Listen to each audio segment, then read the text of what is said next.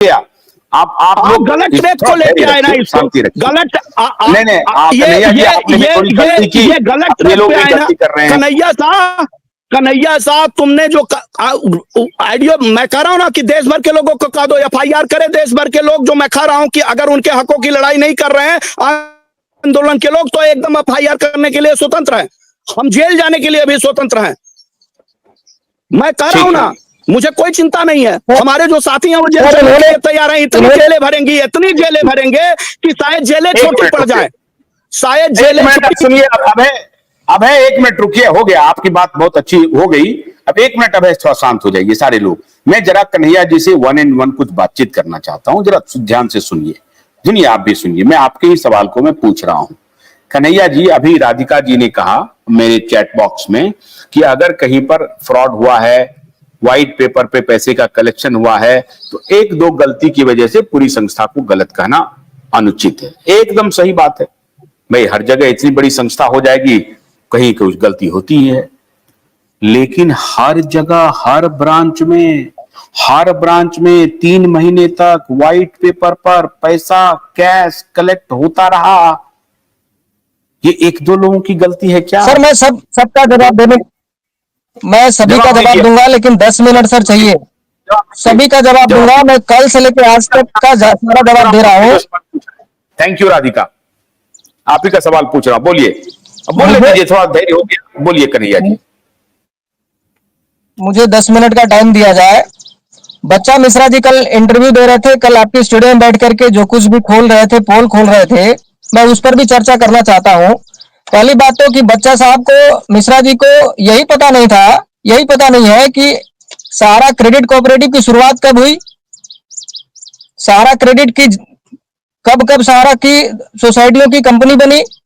वो तो बोल रहे थे कि 2015 में शुरुआत हुई, जबकि सहारा क्रेडिट कोऑपरेटिव की शुरुआत 2010 में हो चुकी थी। 2010 में सहारा क्रेडिट कोऑपरेटिव आई, 2012 में हमारा इंडिया आया, 2014 में सहारियन आई और स्टार आई। सोसाइटी की शुरुआत हुई 2007 में, आप करें 2010 में, एक करें 2015 में। तो असल कैसे 2007 में आई? सहारा क्रेडिट कोऑपरेटिव का रजिस्ट्रेशन ही 2010 का है। 2010 से शुरुआत हुई है, 2007 में कहां से आ गई?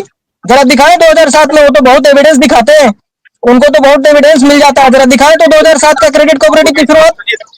अरे 2010 से शुरुआत हो गया, आगे बोलिए।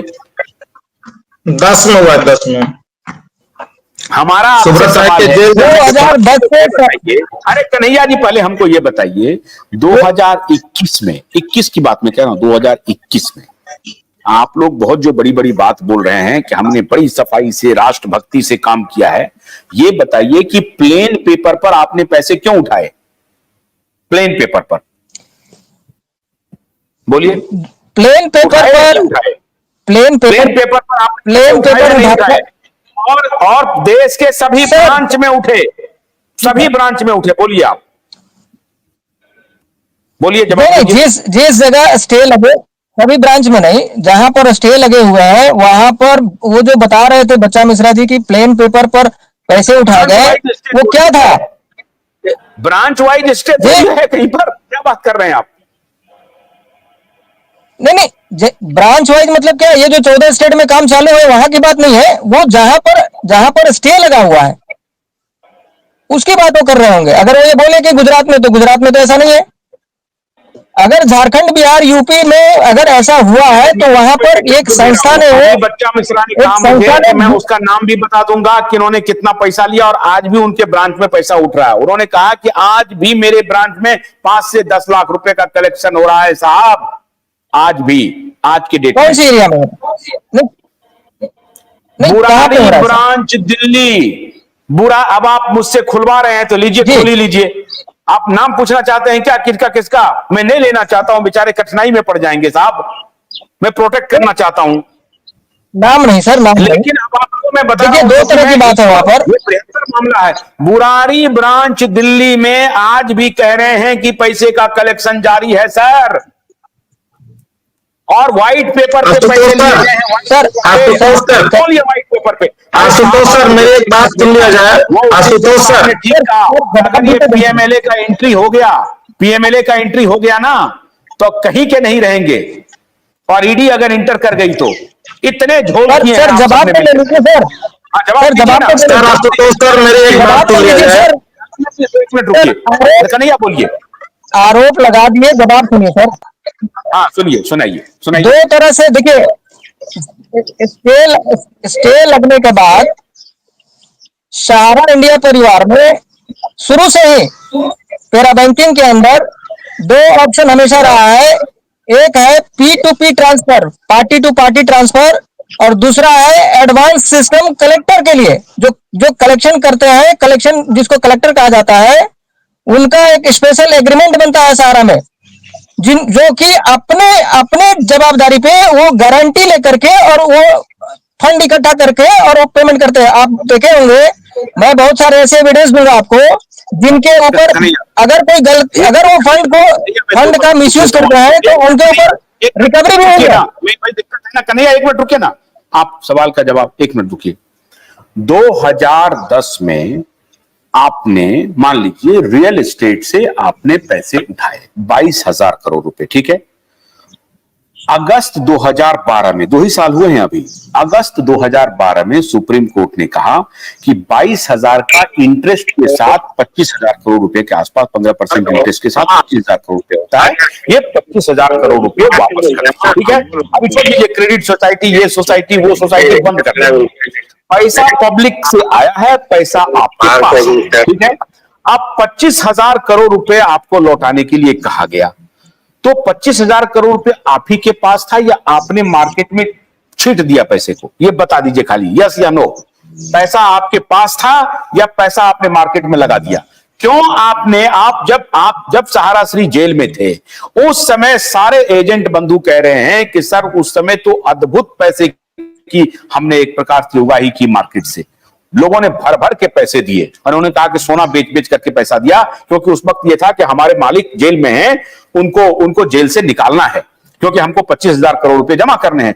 तो भाई पब्लिक से पैसा लेकर के 25,000 करोड़ रुपए जमा कर रहे थे, 25,000 करोड़ जो पहले का, तो वो पैसा कहां गया? मैं वो जानना चाहता हूं सर, बोलिए अब आप। नहीं, 2010 में नहीं, 2008 से शुरू हो गई थी रियल एस्टेट और हाउसिंग बॉन्ड जो है, 2008 से शुरू हुई, 2009 में हाउसिंग आई, 2012 में ऑर्डर आया सर। 4 साल चल गई थी बॉन्ड, और 1.5 साल की इसके निर्माण बॉन्ड था। आपने क्या किया? 4 साल में 25,000 करोड़, 22,000 करोड़ रुपए क्या किया आपने? देखिए रियल एस्टेट का जितना भी फंड आ रहा था वो सारा सिटी होम्स को डेवलप करने के लिए जा रहा था।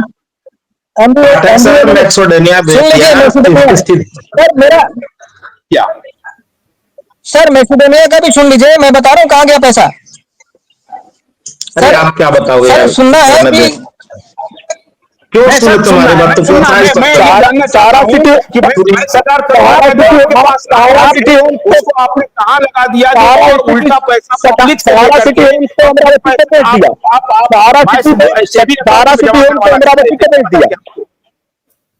एक मिनट रुकिए, अभी मैं मुझे लग रहा है मैं सवाल पूछ रहा हूँ, कन्हैया जी जवाब दे रहे हैं। कन्हैया जी 22 जवाब ही क्या दे सकते हो आप? तुम्हारी तो बीच बीच में फट जाती है, जवाब ही क्या दोगे? बीच बीच में फट जाता है, जवाब ही क्या दो? अब है, एक मिनट रुकिए, तो मैं आपसे रिक्वेस्ट कर रहा हूं, रुकिए, तो मैं पूछ रहा हूं ना सवाल, मैंने अभी पूछा। रखे 22,000 करोड़ रुपए कहां रखा आपने कन्हैया जी? 17,400 करोड़, 17,400 करोड़ का कलेक्शन था, जिसमें जिसको रियल एस्टेट और हाउसिंग बॉन्ड की बात कर रहा हूं, जो इंटरेस्ट के साथ 24,700 करोड़ बताया गया था। 17,400 करोड़, ठीक है, तो 17,400 करोड़, वो 17,400 करोड़ बताया गया था। क्या किया आपने? अब ये कलेक्शन देखिए सर, ये पैरा बैंकिंग में क्या होता है, पैरा बैंकिंग सिस्टम 2000, अगर आप 8 से लेकर के 2012 तक देखेंगे तो वहां पर पेमेंट भी हो रहा है, कैश आ भी रहा है तो जा भी रहा है, पेमेंट भी हो रहा है।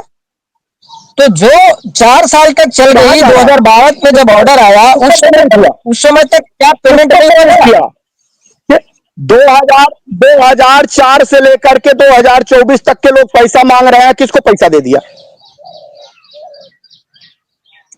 परसेंटेज होता है सर, परसेंटेज। आज जो 100% पे झगड़ा चल रहा है उसको परसेंटेज पर लेकर के आगे सब समझ में आता है।